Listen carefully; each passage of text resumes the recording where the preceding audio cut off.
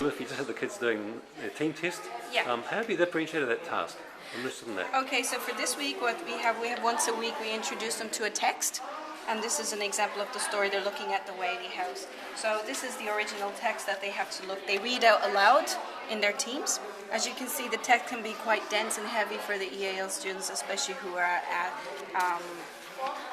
low in the reading comprehension. So what we've done is, with Boris, we went and we took that text and then we simplified it, and we've turned it into a simplified version of the text. And this is for some groups? Yeah, this actually no, it's for everybody. So when they're reading out loud and they're not understanding, even the EL students can refer back to this to help them actually access the original test too. So this is because we also want to keep the challenge for the advanced students. We don't want to make it easier too, because they also need the challenge. Okay. And for the EAL students, we simplify the text. We make it less cluttery. As you can see here, this can be overwhelming for a lot of kids who see this. This is too much for them, even on the eyes. It can be quite difficult for them to read. We simplify it, and then we create in blocks of paragraphs. We highlight the new words, and then we write the definition on the right side. So even on the eyes as they're reading, there's a parallel. So they're looking at the new word, and then they look to the right and they have the explanation. And then they'll go through that text together reading. So basically, when it comes to the reading as a team, all the students will be reading the simplified version. Then when they're done independently, they can go back and read this text, especially for the advanced students. They can go back and read this themselves independently. Now, to help them also access the vocab, we have a list at the end of all the new words that they will see.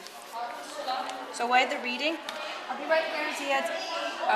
There's a list of all the new words that they will come across, and then they have the explanation of this to the right.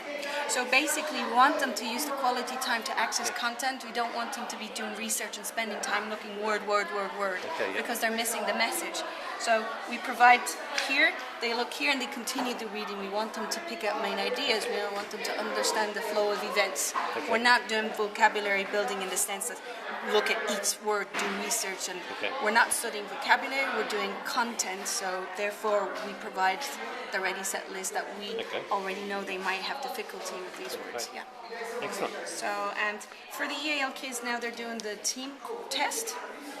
For the EAL kids who have with the beginner level and advanced, beginner level and developing, we give them this list. And also for the learning support students who have the short-term memory, we provide them with this list. So you've differentiated the groups for testing? Yeah. So only for the kids who struggle, who find it difficulty, they will have this list while they're doing the test to help them answer the questions. So while they're doing it. Okay, thanks very much. You're welcome. Cheers.